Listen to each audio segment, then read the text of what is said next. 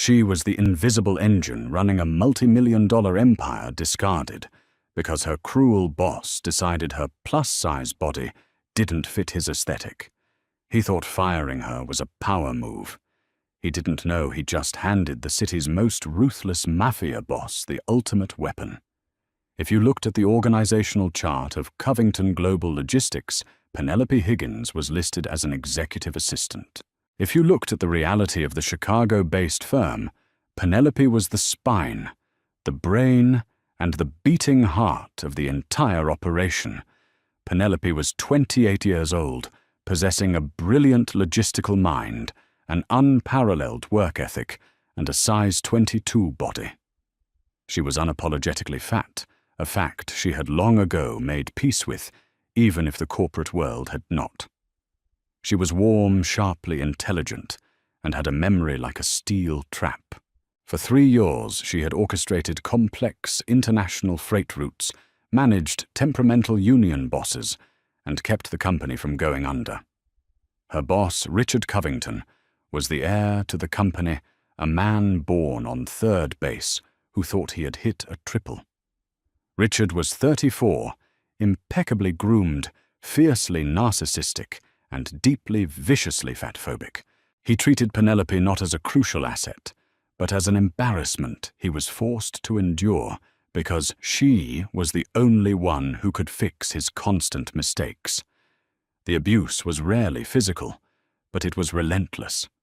Richard would schedule walking meetings, knowing Penelope's knees ached in the winter, deliberately walking at a blistering pace. He would leave passive-aggressive pamphlets for weight loss retreats on her desk. He would refer to her as the heavy machinery when she was out of earshot and sometimes when she wasn't. Penelope, order the salads for the board meeting today. Richard sneered one brisk October morning, leaning against the doorframe of her cubicle. And maybe just have a water yourself. The chairs in the conference room are vintage Herman Miller. I'd rather they not give out under pressure. Penelope swallowed the hot spike of humiliation, her fingers freezing over her keyboard. I'll arrange the catering, Mr. Covington, but I need you to sign off on the Port of Miami reroute before noon, or we lose the shipping window. Just stamp my signature on it. You know I don't read that tedious garbage. He waved her off, adjusting his Tom Ford tie. That tedious garbage was a highly sensitive logistical reroute that saved the company $4 million in tariffs. Penelope stamped it. She saved the company. And a week later, Richard took all the credit during a high-stakes dinner with their newest and most intimidating prospective client, Bianchi Industries. Bianchi Industries was supposedly a massive import-export conglomerate. On paper, they moved olive oil textiles and European automotive parts. In reality, the streets of Chicago whispered that the CEO, Lorenzo Bianchi, was the head of the most powerful modern syndicate in the Midwest. Lorenzo needed a new logistics partner to move his freight quietly and efficiently, and Covington Global was in the running. The preliminary meetings had gone surprisingly well, mostly because Penelope had secretly drafted every single proposal, anticipating the syndicate's need for untraceable shadow routes. But as the final contract signing approached, Richard's vanity reached a fever pitch. He wanted the office to look like a spread in GQ magazine. He hired a new receptionist, a size 2 former model named Sarah Jenkins, who couldn't use Excel, but looked fantastic in a pencil skirt. The day before, Lorenzo Bianchi was scheduled to visit the headquarters to sign the exclusive contract. Richard called Penelope into the center of the open-plan bullpen. He didn't even have the decency to do it behind closed doors. "Penelope, we need to talk about your future here," Richard announced, his voice carrying over the typing of 50 employees. Penelope stood up, smoothing down her sensible black slacks. "Is this about the Bianchi manifest? Richard, I've already triple-checked the customs declarations." "No, Penelope. It's about our brand," Richard interrupted, smiling a chilling plastic smile. Covington Global is entering a new tier of luxury corporate partnerships. We are projecting speed, efficiency, and sleekness." He looked her up and down with blatant, undisguised disgust. "You don't fit that profile. You take up too much space in this office, literally and figuratively. It's bad for our image." The bullpen went dead silent. Penelope felt the blood drain from her face. You're firing me because of my weight. I'm terminating your employment due to a restructuring of the executive suite," Richard corrected smoothly, legally covering his tracks. "Sarah will be taking over my direct assistance. Security has a box for your personal items. I want you out of the building in 10 minutes. "Sarah doesn't know the first thing about the shadow routes," Penelope said, her voice shaking with a mix of fury and devastation. "She doesn't know the union passwords. She doesn't know the customs loopholes I built for the Bianchi deal. It's shipping, Penelope. It's not rocket science." Richard laughed, turning his back on her. "We'll manage without the deadweight." Humiliated, with dozens of pitying eyes boring into her back, Penelope packed her desk. She didn't cry. She held her head high, picked up her heavy cardboard box, and walked out of Covington Global Logistics. She left behind a company that had just decapitated its own brain. A week passed. For Penelope, it was a blur of daytime television, sending out resumes to companies that never called back and crying into her pillow. The reality of being unemployed in downtown Chicago was terrifying. Her savings were meager. Richard had always vastly underpaid her. She felt entirely worthless, replaying Richard's cruel words about her body taking up too much space on an endless, torturous loop. Meanwhile, at Covington Global, the sky was falling. Without Penelope, the intricate logistical web she had spun immediately tangled. Shipments were delayed. Customs flagged 3 different containers because Sarah Jenkins used the wrong tariff codes. But the most fatal error occurred during the final contract signing with Lorenzo Bianchi.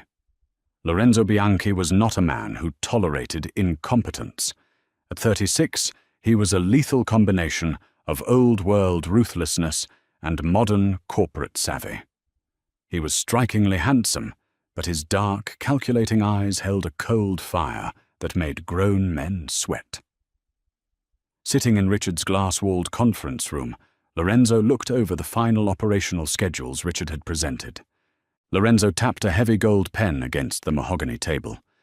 "Mr. Covington." Lorenzo's voice was a low, terrifying baritone.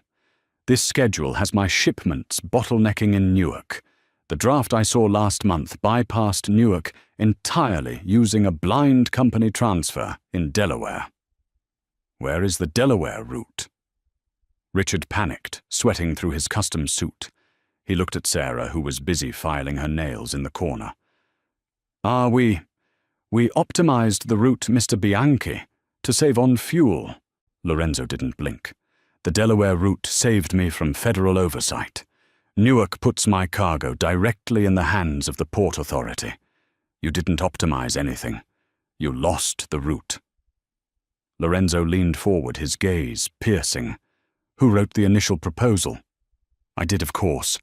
Richard lied, his voice cracking. Lorenzo stood up, buttoning his suit jacket. "No, you didn't. The mind that built that proposal was sharp, detail-oriented, and understood exactly what I needed without me having to say it. You are a fool in a cheap suit." Lorenzo signaled to his 2 massive bodyguards. "Find out who actually ran this company. We are done here." It took Lorenzo's men exactly 24 hours to find Penelope. It was a rainy Tuesday afternoon. Penelope was sitting in a booth at an old diner on the outskirts of the West Loop, nursing a lukewarm coffee and aggressively circling job ads in a discarded newspaper. She wore a comfortable, oversized sweater, her dark hair pulled into a messy bun, looking completely defeated. The bell above the diner door jingled. The atmosphere in the room instantly shifted, growing heavy and tense. Penelope looked up to see 3 men in impeccably tailored dark suits approach her booth. The 2 massive men stood back, scanning the diner, while the man in the center slid effortlessly into the booth opposite her. Penelope recognized him instantly from the dossiers she had compiled. Lorenzo Bianchi, the head of the Chicago syndicate. Her breath hitched, panic rising in her chest. Had Richard blamed the botched routes on her? Was the Mafia here to tie up loose ends? Penelope Higgins. Lorenzo said, his voice smooth and dangerously calm. It wasn't a question. Mr. Bianchi, Penelope managed to say, forcing her voice to remain steady. If Richard sent you, I have nothing to do with Covington Global anymore. I don't have access to your shipping manifests. Richard Covington is a dead man, walking financially speaking, Lorenzo replied, waving a hand dismissively. He signaled the waitress for a coffee, his eyes never leaving Penelope's face. He looked at her intently, taking in her soft, full features, the sharp intelligence in her wide eyes, and the undeniable presence she held even in an oversized sweater in a greasy diner. My men did some digging, Lorenzo continued. They found out that the Delaware shadow route, the Miami tariff loophole, and the Union pacification strategies were all designed by an executive assistant making $60,000 a year. I was very good at my job, Penelope said, quietly, looking down at her hands. You were the only good thing about that company, Lorenzo corrected. Why were you fired? Penelope flushed, the familiar shame burning her cheeks. She didn't want to explain to a terrifying, gorgeous Mafia boss that she was fired for being too fat. Corporate restructuring. Mr. Covington felt my image didn't align with the luxury brand. Lorenzo's eyes darkened, a flash of genuine anger crossing his features. He was a predator, and he understood the dynamics of power. He knew exactly what she meant. He looked at her body not with disgust, but with a slow, appreciative calculation. Covington is a weak man who fears what he cannot control, Lorenzo said softly.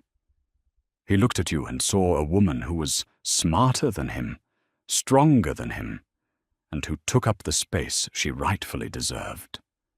So he tried to shrink you. Penelope stared at him, stunned. No one had ever spoken to her like this. No one had ever seen her so clearly. I don't need a luxury image, Penelope. I need a general. Lorenzo leaned across the table, the scent of expensive cologne and rain enveloping her. My organization is vast. The legitimate fronts are expanding, and my current logistics director is an idiot who is skimming off the top. I need someone with a mind like yours. You want me to work for the Mafia? Penelope whispered, glancing nervously around the diner. I want you to be my director of operations, my second-in-command for all legitimate and transitional enterprises, Lorenzo stated, laying a sleek black envelope on the table. You will have a corner office, a salary 5 times what Covington paid you, and complete autonomy over the supply chain. You report only to me. Penelope stared at the envelope. Why me? You could hire anyone. I'm just a fired assistant. Look at me. I am looking at you, Lorenzo said, his voice dropping an octave heavy with a strange dark warmth. I see a woman who held an empire together with bare hands. I see a woman who has been starved of the respect she is owed. Work for me, Penelope, and I promise you, no one in this city will ever make you feel small again. Penelope looked from the envelope to Lorenzo's intense, unwavering gaze. For the first time in her life, she felt dangerous. She felt powerful. She reached out and placed her hand over the envelope. When do I start? She asked.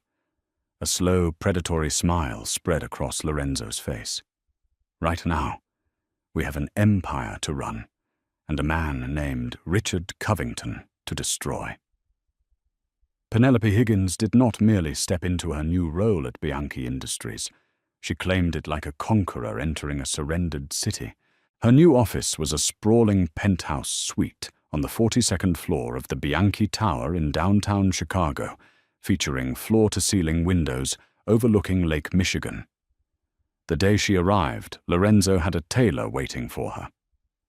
"Off the rack is for subordinates," Lorenzo had told her, his dark eyes tracing the curve of her hips. "You are my second in command. You will dress like the royalty you are." Within weeks, Penelope's wardrobe was a masterclass in executive power. She wore custom-tailored Marina Rinaldi power suits in deep burgundies, emerald greens, and midnight blues that draped perfectly over her size 22 figure. She stopped hiding behind oversized sweaters and started wearing structured blazers with sharp shoulders and silk blouses. For the first time in her life, she took up space unapologetically. But her transformation was not just physical, it was operational. Penelope dove into the syndicate's books with a surgical precision that terrified the old guard. Her first target was Arthur Pendleton, the syndicate's current corrupt logistics director. Arthur was a greasy, silver-haired man who had been skimming off Lorenzo's legitimate construction fronts for years. He took one look at Penelope, a soft, plus-size woman holding a tablet, and smirked, assuming she was just Lorenzo's new plaything. He found out how wrong he was during her first executive board meeting. The room was filled with 20 of Chicago's most dangerous men capos and lieutenants who managed the lifeblood of the Bianchi empire. Lorenzo sat at the head of the long mahogany table, silent and imposing, gesturing for Penelope to take the floor. "Gentlemen," Penelope began, her voice steady, projecting effortlessly across the room. She tapped a button, and the massive screen behind her illuminated with a complex web of shipping manifests, offshore accounts, and trucking routes. "Over the past 72 hours, I have audited our interstate freight operations, and I have found a $3 million hemorrhage." Arthur Pendleton scoffed loudly. "Listen, sweetheart. You might know how to fetch coffee for a corporate suit, but this is the real world. Our roots are ironclad. The overhead is just the cost of doing business in the Midwest." Penelope turned to Arthur, her expression ice-cold.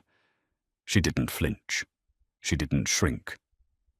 "The cost of doing business, Arthur, does not include routing our Southside construction materials through a dummy corporation in the Cayman Islands that is registered in your wife's maiden name," Penelope stated clearly.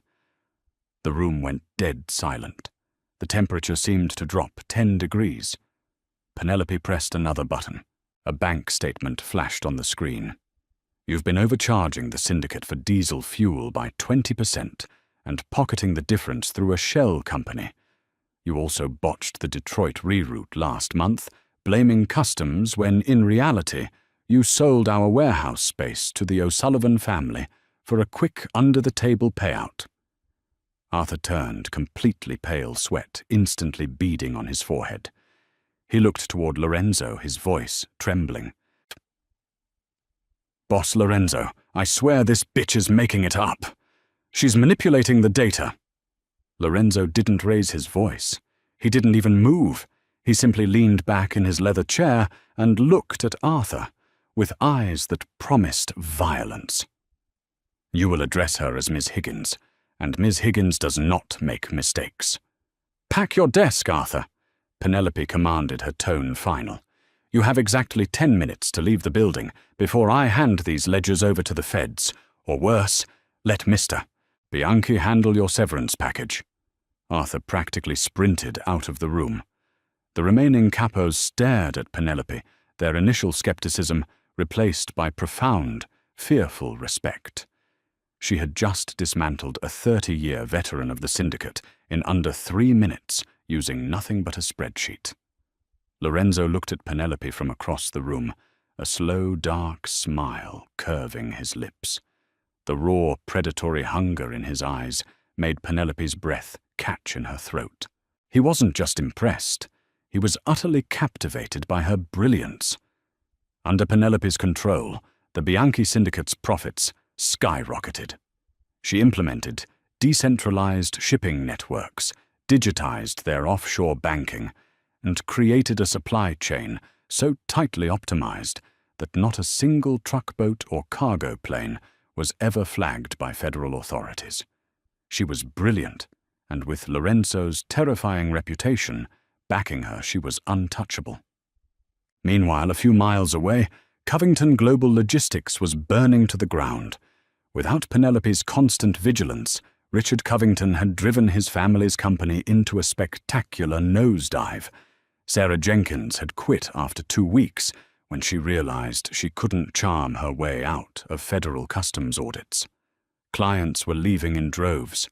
Desperate to save face and keep his luxury lifestyle afloat, Richard made the most fatal mistake of his pampered life. He needed cash quickly to pay off crippling debts he had hidden from his board of directors. He reached out to Declan O'Sullivan, the brutal head of the Irish syndicate, and Lorenzo Bianchi's fiercest rival. Richard promised Declan exclusive use of the Covington shipping lanes for a massive shipment of illegal firearms coming in from Eastern Europe, taking a massive $2 million advance to keep his company solvent. What Richard didn't know was that he didn't own those shipping lanes anymore. Penelope had systematically engineered a quiet, hostile buyout of Covington Global's most crucial port contracts through a series of Bianchi-owned shell companies. When Declan O'Sullivan's shipment arrived at the port of Chicago, the dock workers who now reported strictly to Penelope's union bosses refused to unload the cargo. The feds seized the containers within hours. Declan O'Sullivan was out $20 million in contraband, and he wanted Richard Covington's head on a spike. It was a cold, rainy Thursday evening when Richard Covington received the phone call. His accounts were frozen. The bank was foreclosing on his Gold Coast penthouse, and Declan O'Sullivan's men had been seen circling the Covington Global parking garage. Terrified, weeping, and entirely out of options, Richard called the only man in Chicago powerful enough to protect him from the Irish syndicate, Lorenzo Bianchi. He begged for a meeting, offering to sell Covington Global for pennies on the dollar, in exchange for Lorenzo paying off his debt to Declan and letting him live. Lorenzo agreed. He told Richard to come to the penthouse boardroom of the Bianchi Tower at midnight. When Richard stepped off the private elevator onto the 42nd floor, he looked like a ghost of his former self. His expensive Tom Ford suit hung loosely on his frame. He hadn't slept in days, and he was trembling so hard he could barely hold his leather briefcase. 2 massive armed men escorted him down the marble hallway and pushed open the heavy oak doors to the boardroom. The room was dimly lit, the city lights of Chicago sparkling through the rain-streaked glass behind the massive executive desk. A high-backed leather chair faced the window, obscuring the person sitting in it. "Mr. Bianchi," Richard stammered, his voice echoing in the cavernous room. He wrung his hands together. "Thank you. Thank you for seeing me. I know our previous deal didn't work out, but I am prepared to sign over Covington Global tonight. Complete controlling interest. I need you to call off Declan O'Sullivan." The leather chair slowly swiveled around. Richard's jaw dropped. The briefcase slipped from his trembling, sweaty hands, hitting the floor with a heavy thud. Sitting behind the desk wearing a stunning, custom-tailored crimson blazer was Penelope Higgins. She looked immaculate, powerful, lethal. "Hello, Richard," Penelope said smoothly, her voice a velvety purr that held no trace of the nervous assistant she used to be. "Penelope," Richard gasped, rubbing his eyes as if he were hallucinating. What are you doing here? Where is Lorenzo? You can't be here, I'm what, Richard?" Penelope leaned forward, resting her elbows on the mahogany desk, her manicured fingers steepled together. "Too big for this chair. Taking up too much space for your aesthetic." "I don't understand." Richard panicked, looking frantically at the 2 armed guards at the door who stood motionless. "Are you his secretary, Penelope? Please tell him I'm here. Declan is going to kill me. A deep, dark chuckle echoed from the shadows corner of the room. Lorenzo Bianchi stepped into the light, holding a glass of amber whiskey. He moved with the slow, deliberate grace of an apex predator. He walked over to the desk and stood directly behind Penelope, placing a large, possessive hand on her shoulder. "She is not my secretary, Covington." Lorenzo said, his voice a low, terrifying rumble that vibrated through the room. "She is the director of operations for the entire Bianchi syndicate. She is my second in command, and she is the woman who owns your company." Richard's knees buckled, and he collapsed heavily into a guest chair. "Owns it, no." "No, that's impossible. I own Covington Global." "You own a hollow shell." "Richard," Penelope corrected, sliding a thick black folder across the desk. "Over the last 2 months, I have systematically bought out every single one of your port contracts, union agreements, and shipping manifests using our subsidiary fronts. The routes you tried to sell to Declan O'Sullivan, they belonged to me. You sold him air. And when his cargo got seized, it was because my dock workers flagged it." Richard stared at her, sheer horror radiating from his eyes. You did this. You destroyed me." "I didn't destroy you, Richard. Your own incompetence did. I simply stopped holding you up," Penelope said, her voice devoid of pity. "You fired me because my body offended your delicate sensibilities. You thought I was worthless because I didn't fit into a size 2 pencil skirt. But you forgot one crucial detail." Penelope stood up. She towered over Richard, her presence magnificent and overwhelming. "My brain is what made you rich. And without me, you are nothing but a spoiled boy in a cheap suit." Lorenzo looked at Penelope, his eyes blazing with open adoration and deep, consuming desire. He had never seen anything more beautiful than this woman claiming her absolute power. "Now," Penelope said, tapping the black folder. "Inside this folder is a contract. You will sign over the remaining brand assets and intellectual property of Covington Global to Bianchi Industries for exactly $1. In exchange, mister, Bianchi will pay off your $2 million debt to Declan O'Sullivan, saving your life." $1, Richard whispered, tears finally spilling over his cheeks. "It's my family's legacy." "Your legacy is bankrupt," Lorenzo snapped, stepping forward. "Sign the paper, Covington, or I will let Declan's men scrape you off the pavement." Trembling violently, Richard pulled a pen from his pocket.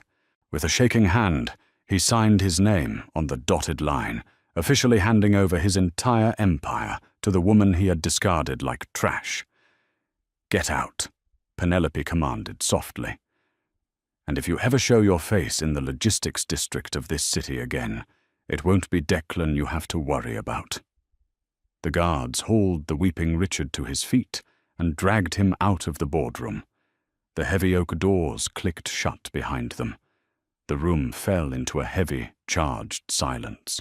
The rain continued to batter the floor-to-ceiling windows. Penelope let out a long, shaky breath. The adrenaline was slowly leaving her system, replaced by a profound, overwhelming sense of peace. The ghost of Richard Covington, the voice in her head that told her she was ugly and worthless, was finally dead and buried. She turned to look at Lorenzo. He set his whiskey glass down on the desk and closed the distance between them in 2 long strides.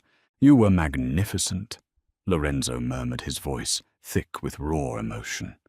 He reached out his large hands, gently cupping her face. His thumbs brushed softly across her cheekbones. A terrifying, beautiful queen. Penelope leaned into his touch, her heart hammering against her ribs. "I couldn't have done it without you giving me the platform." "I gave you nothing but a desk, Penelope. You built the throne yourself," Lorenzo whispered fiercely. He looked down at her lips, the tension between them that had been building for months, finally snapping. "You take up exactly the right amount of space. In this company, and in my life." When he kissed her, it wasn't tentative. It was acclaiming. It was deep bruising and filled with a passionate reverence that made Penelope's toes curl. She wrapped her arms around his broad shoulders, pulling him closer, letting herself fully surrender to the heat and power of the man who saw her exactly as she was and worshipped her for it. 6 months later, high society in Chicago experienced a seismic shift. The annual charity gala for urban development was held at the lavish ballroom of the Drake Hotel. It was the most exclusive event of the season, crawling with politicians, old-money socialites, and corporate titans. When the double doors to the grand ballroom opened, the room fell into a hushed silence. Lorenzo Bianchi walked in, looking like a dark god in a custom tuxedo, but all eyes were on the woman on his arm. Penelope wore a breathtaking, custom-designed gown of deep emerald velvet that hugged her lush curves and spilled down to the marble floor in a dramatic train. Diamonds dripped from her ears and rested against her collarbone. She held her head high, a confident, dazzling smile on her face. She saw a few of her old colleagues from Covington Global in the crowd. They stared at her, their jaws slack with shock, recognizing the woman they used to mock, now standing at the absolute pinnacle of Chicago's elite. Lorenzo leaned down his lips, brushing against her ear. "They are staring at you." "Let them," Penelope whispered back, her eyes sparkling with wicked triumph. "I want them to see exactly what they lost." Lorenzo chuckled a low, rumbling sound that belonged entirely to her. He kissed her temple, pulling her flush against his side. "They lost a secretary, but I gained an empire and a queen to rule it with." Together they walked into the center of the ballroom, taking up all the space they deserved, unstoppable and magnificent. Are you obsessed with Penelope's epic revenge and her dark, powerful romance with Lorenzo? If this plus-size Mafia romance gave you all the chills and thrills, don't keep it to yourself. Smash that like button, share this video with your friends who love a badass heroine, and make sure to subscribe to our channel for more incredible jaw-dropping stories. Hit the bell icon so you never miss a dramatic twist. See you in the next story.